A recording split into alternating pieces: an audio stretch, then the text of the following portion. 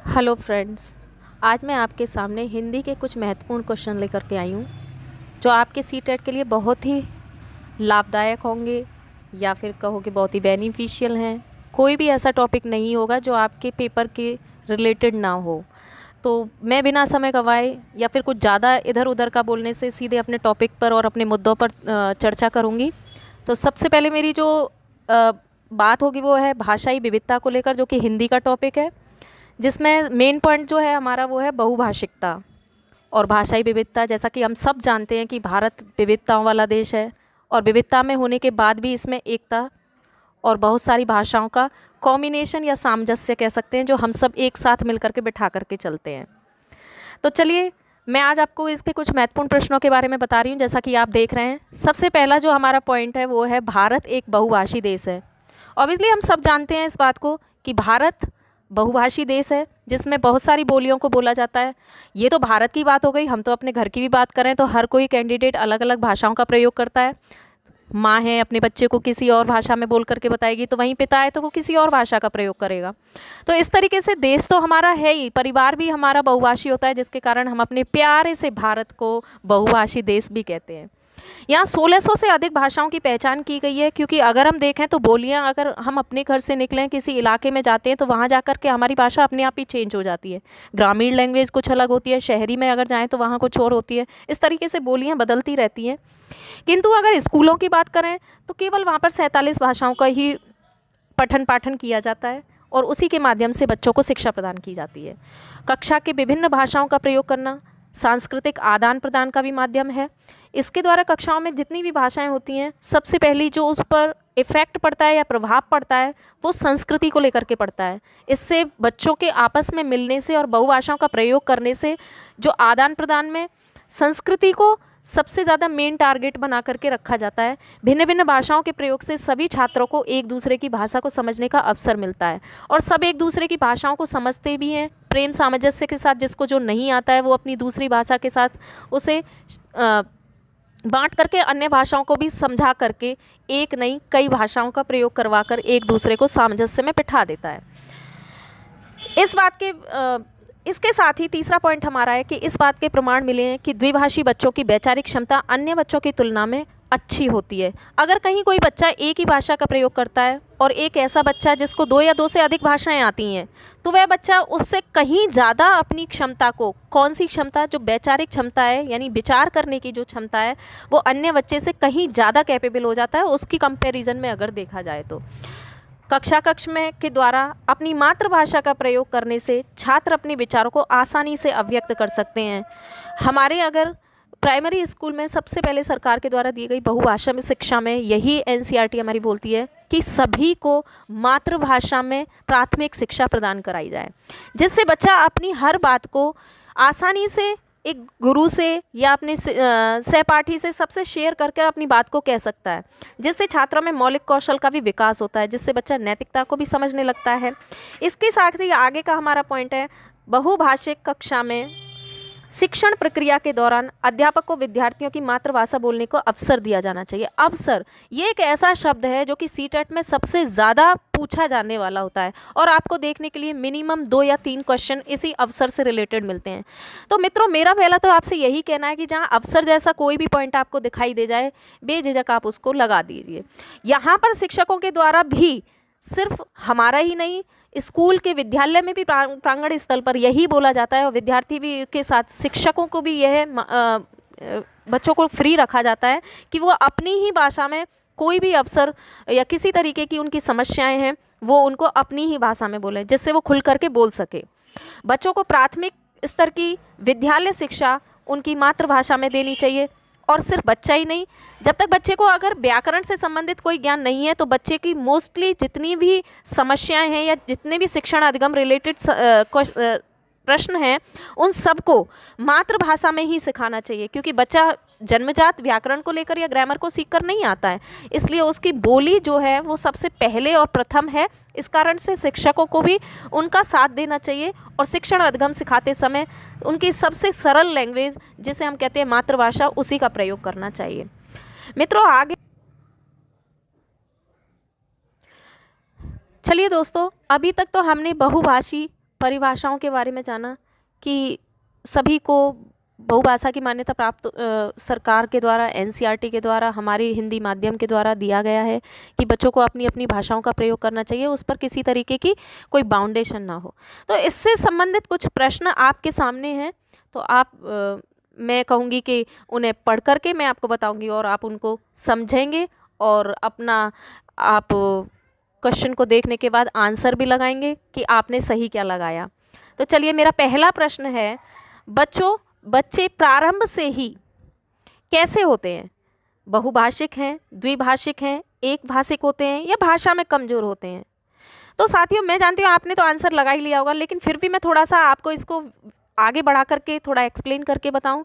तो बहुभाषिक होते हैं, ये आप सबने, जहाँ तक है उम्मीद है आप सबने लगाया होगा, और इसका सही आंसर भी है बहुभाषिक होते हैं। बच्चे बहुभाषिक होते कैसे हैं? क्योंकि वो जहाँ रहते हैं, जिस परिवार में रहते हैं, जैसे कि मैंने आपको पहले ही पॉइंट में बोला था कि सभी की अलग अलग बोलियाँ होती हैं, सभी की अलग अलग भाषाएं होती हैं। तो बच्चा अपना वातावरण, जो पहला उसका विद्यालय है वो है परिवार, और परिवार के बाद समाज, उसके साथ के लोग, सहपाठी, तो वह इन सभी से अलग अलग भाषाओं का प्रयोग करके बहुभाषिक हो जाता है। हमारा दूसरा क्वेश्चन है, प्राथमिक स्तर पर शिक्षा का माध्यम किस प्रकार का होना चाहिए? चलिए, मैंने आपको टाइम दिया है और आपने सोच भी लिया होगा। तो हमारा इसका दूसरे का आंसर है, बच्चे की मातृभाषा होनी चाहिए। प्राथमिक स्तर पर बच्चा व्याकरण संबंधित ज्ञान लेकर के नहीं आता है, जो कि जन्मजात नहीं है, उसको यह चीज़ विद्यालय में नियम पूर्वक सिखाई जाती है। इसलिए बच्चे की पहली जो भाषा होती है वो मातृभाषा ही होनी चाहिए, और शिक्षा भी उसे मातृभाषा में ही दी जानी चाहिए। चलिए मित्रों, इसी क्रम में हम आगे प्रश्न नंबर 3 की तरफ चलते हैं। दूसरी कक्षा में पढ़ने वाला अक्षय हिंदी की कक्षा में अपनी मातृभाषा में बात करता है, तो आप क्या करेंगे? उसे बिल्कुल अनदेखा कर पढ़ाते रहेंगे, बाकी बच्चों से उसकी भाषा सीखने के लिए कहेंगे, उसे डांटेंगे कि वह कक्षा में मातृभाषा का प्रयोग ना करे, उसकी भाषा को समझने की कोशिश करेंगे? चलिए, मैं आपको टाइम देती हूँ और आपने सोच लिया होगा, तो हम निसंदेह इसका बिना किसी संदेह के उत्तर लगा सकते हैं, जो कि है आंसर नंबर 4, ऑप्शन नंबर 4, जिसमें उसकी भाषा को समझने की कोशिश करेंगे। प्राथमिक कक्षाओं में क्वेश्चन नंबर 4 की तरफ हम चलते हैं। प्राथमिक कक्षाओं में बच्चे बहुत कुछ लेकर विद्यालय आते हैं। हम सब जानते हैं कि बच्चे अपनी अपनी, जैसा कि हम शिक्षक होने हम सभी जा रहे हैं, तो विद्यालय जब भी हम प्राथमिक कक्षा में बच्चे आएंगे तो वो अपनी अपनी हर तरीके की भाषाओं को, समस्याओं को, सभी चीज़ों को लेकर के आते हैं। लेकिन विद्यालय जब आते हैं तो वह अपनी क्या चीज़ ऐसी है जिसमें अपने अनुभव, दुनिया को देखने का अपना दृष्टिकोण आदि, तो आप मुझे बताएंगे कि जैसे वो अपनी डैश, इसमें क्या आएगा? समस्याएं, भाषा, पाठ्य पुस्तकें या कमियां? चलिए दोस्तों, आपने ऑप्शन लगा दिया होगा, तो इसका सही आंसर है 2, इसमें भाषा, कि बच्चे हमेशा अपने साथ अपनी भाषाओं को लेकर आते हैं, क्योंकि समस्याएं भाषाओं से ही रिलेटेड हैं। पाठ्य पुस्तकें, कमियां, ये सब तो बच्चे के साथ होती हैं, लेकिन जो सर्वाधिक मात्रा में इन सभी को, समस्याओं को जोड़ते हुए या पाठ्य पुस्तकों को पढ़ना या कमियां, ये सभी एक ही ऑप्शन से रिलेटेड हैं, भाषा। इसलिए इसका जो सही आंसर होगा वह है भाषा। प्रश्न नंबर 5, बहुभाषिकता हमारी क्या है और हमारी सभ्यता व इसका अभिन्न अंग भी? चलिए दोस्तों, आपने ऑप्शन सोच लिया होगा। समस्या या पहचान, विडंबना या संस्कृति, चुनौती या संस्कृति, या पहचान या संस्कृति? तो इसका सही आंसर है पहचान और संस्कृति, क्योंकि बहुभाषिकता हमारी पहचान भी है और हमारी संस्कृति और सभ्यता दोनों है। क्वेश्चन नंबर 6 की तरफ चलते हैं। मैं अपनी कक्षा में बहुभाषिकता को महत्व देती हूँ, इसलिए क्यों? क्योंकि मैं सभी बच्चों को अपनी मातृभाषा में कहने सुनने की आज़ादी देती हूँ, भिन्न भिन्न भाषाओं की पुस्तकों को आदर करती हूँ, बच्चों को कई भाषाओं की कविताओं का गान करवाती हूँ, श्याम पट्ट पर हिंदी भाषा के शब्दों के अर्थ 2 भाषाओं में अवश्य लिखती हूँ। चलिए मित्रों, आपने ऑप्शन लगा भी दिया होगा, तो इसका सही आंसर है सभी बच्चों को अपनी मातृभाषा में कहने सुनने की आज़ादी देती हूँ। बहुभाषिकता होने के लिए एक अध्यापक होने के नाते मैं हर बच्चे को उसकी फ्रीडम यानी स्वतंत्रता दूंगी। किस चीज़ की? मातृभाषाओं की। हम आते हैं प्रश्न नंबर 7। द्विभाषिक बच्चे वो बच्चे जो एक से अन्य भाषा को भी जानते हैं। द्विभाषिक बच्चे किसका विकास सामाजिक सहिष्णुता और किस चिंतन के अपेक्षाकृत बेहतर होते हैं? तो आप बताएंगे संज्ञानात्मक और समिति, संज्ञानात्मक और विस्तृत, संज्ञानात्मक सीमित या संक्रियात्मक केंद्रित।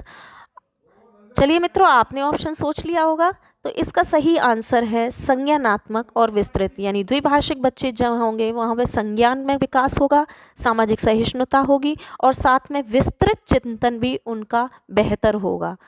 हिंदी की कक्षा में प्राय हिंदीतर भाषी बच्चे हिंदी सीखने में अनेक कठिनाइयों का सामना करते हैं। क्यों? पहला है प्राय हिंदी और उनकी मातृभाषा की संरचना में अंतर होता है। दूसरा, वे मन लगाकर हिंदी नहीं सीखते। तीसरा, हिंदी सीखने के प्रति उनमें अरुचि होती है। या फोर्थ, हिंदी बहुत कठिन भाषा है। देखिए मित्रों, भाषा कोई कठिन नहीं है और हिंदी तो हमारी मातृभाषा है जिसको कि हमें बोलते में तो कठिनता है ही नहीं, तो हमारा ये ऑप्शन तो है ही नहीं। सीखने में अरुचि, जिस चीज़ को हम प्राथमिक स्तर से और अपने परिवार प्रांगण से ही सीख रहे हैं तो उसमें तो अरुचि का कोई शब्द महत्व ही नहीं है। तो मैं जानती हूँ आपने आंसर तो लगा ही लिया होगा कि इसका आंसर है पहला, प्राय हिंदी और उनकी मातृभाषा की संरचना में अंतर होता है।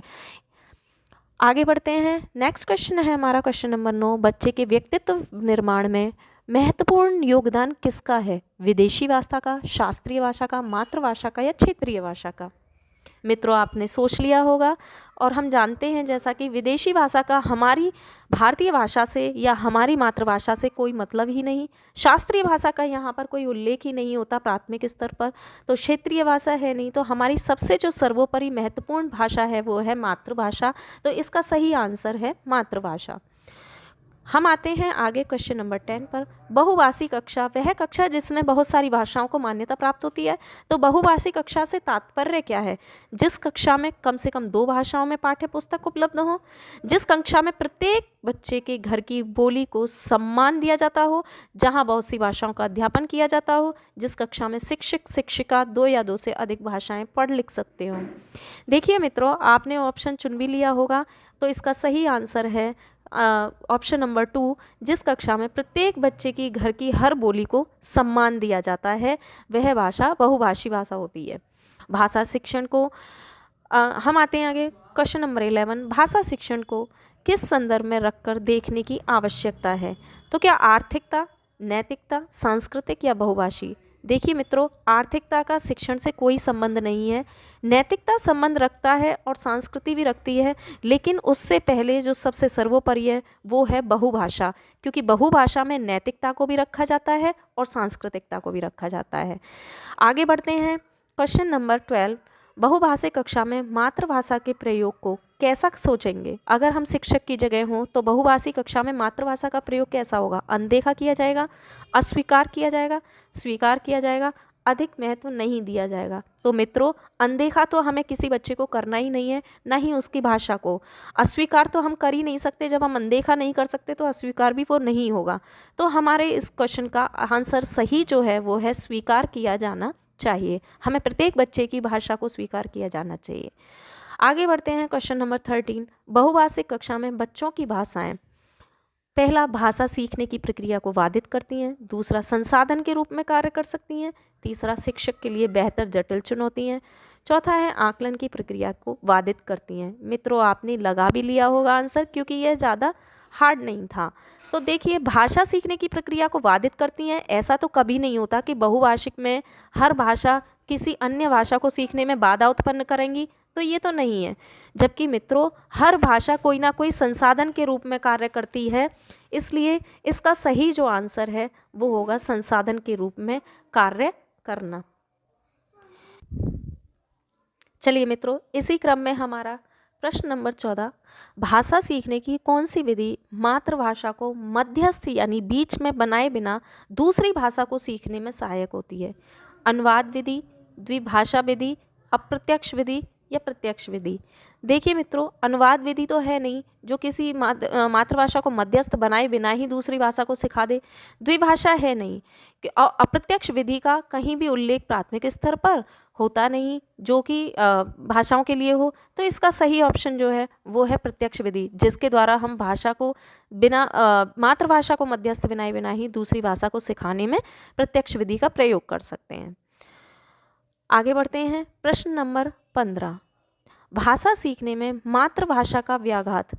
मातृभाषा को सीखने में व्याघात आंशिक रूप से होता है, पूर्ण रूप से होता है, नहीं होता है या होता है।